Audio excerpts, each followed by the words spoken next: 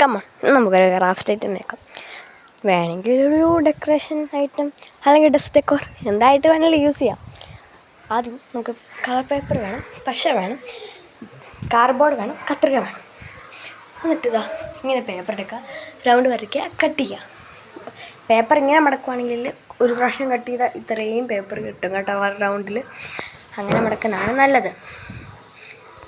അതേപോലെ ബ്ലാക്കും കട്ട് ചെയ്തെടുക്കണം.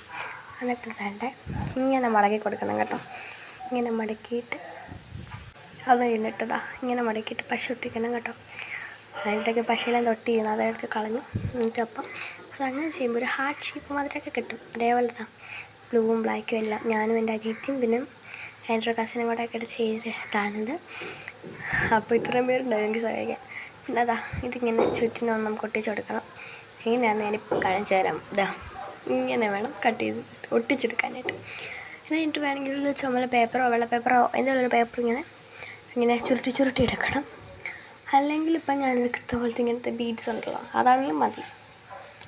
എന്നിട്ട് നമുക്കൊന്ന് ഒട്ടിച്ച് കൊടുക്കണം. ഒട്ടിച്ച് കൊടുത്തിട്ടുണ്ട് ഞാൻ. ഇനി നമുക്ക് പെയിൻറ്റ് എടുക്കണം. പെയിൻറ്റ് ഞാൻ അക്രിലിക് പെയിൻ്റാണ് എടുക്കുന്നത്. അതിൽ ചുമല കളർ എടുത്തു. എന്നിട്ട് ഞാനിപ്പോൾ എഴുതുന്നത് സിസ്റ്റേഴ്സ് വേൾഡ് എന്നാണ്. നിങ്ങൾക്ക് ഇഷ്ടമുള്ള പോലെ എഴുതാൻ മതി, നിങ്ങളുടെ ഇഷ്ടമാണല്ലോ. അപ്പം ഞാനിത് യൂസ് ചെയ്യുന്നത് ഡസ്റ്റ് ഡെക്കോറായിട്ടാണ്. അതിൻ്റെ എനിക്ക് സ്പെല്ലിംഗ് മിസ്റ്റേക്കൊക്കെ കൊണ്ട് തോന്നിയിട്ടുണ്ടായിരുന്നു. സ്പെല്ലിംഗ് മിസ്റ്റേക്ക് കാണും, കഴിക്കാൻ വരില്ല. എന്നിട്ട് ഞാൻ തന്നെ സൈഡിലൊക്കെ പെയിൻറ്റ് ചെയ്ത് സെറ്റാക്കിയിട്ടുണ്ട്. ഇനി നമുക്ക് രണ്ടാമത്തെ ഐറ്റം ഉണ്ടാക്കാം. ഇങ്ങനെ വെച്ചിട്ട് ഞാൻ കുറച്ച് അത് സ്ക്വയറാണ് കട്ട് ചെയ്തിട്ട് ഇങ്ങനെ വെച്ചിട്ട് നമുക്ക് ഒട്ടിച്ചെടുക്കണം. ഒട്ടിച്ചെടുത്തിട്ട് ഇത് കഴിഞ്ഞിട്ട് ഇതിൽ ഞാൻ കളർ അടിക്കാനായിട്ട് ഞാൻ എടുത്തത് ഡാർക്ക് ബ്ലൂ ഷെയ്ഡാണ് കേട്ടോ. ഡാർക്ക് ബ്ലൂ, ഡിപ്പ് ബ്ലൂ, അങ്ങനെയാണ് ഡീപ്പ് ബ്ലൂ അങ്ങനെയാണ് കേട്ടോ അതിൻ്റെ പേര്. അപ്പോൾ നമുക്ക് ഈ ഇത് വേണം. എന്നിട്ട് നമുക്ക് ഞാൻ അകത്തു നിന്ന് ഒരു വലിയ ബ്രഷ് എടുത്തിട്ടുണ്ട് കേട്ടോ.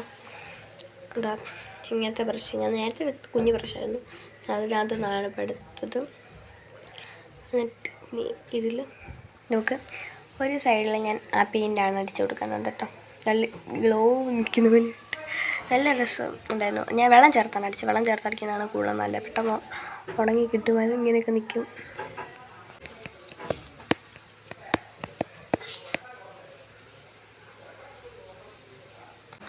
അങ്ങനെ ഞാനൊരു സൈഡ് അത് അടിച്ചു.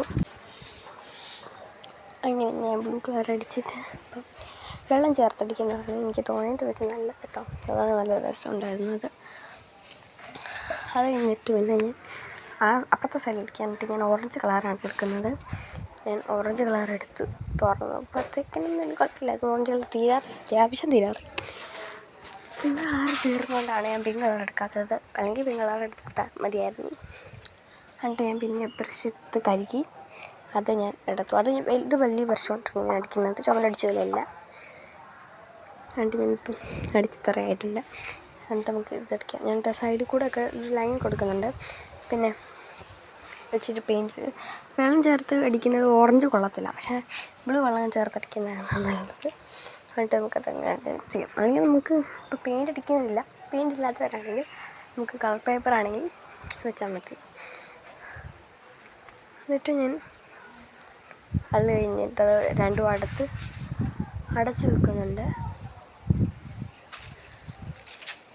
എന്നിട്ട് ഞാൻ ബ്ലൂ അടിച്ചു ഓറഞ്ച് അടിച്ചു, പിന്നെ മറ്റേ ഇതും അടച്ച് വെച്ചു, റെഡും അടച്ച് ആക്രിലിക് പെയിൻറ്റിൻ്റെ ബോക്സിനകത്തോട്ട് കയറ്റി വെച്ചു.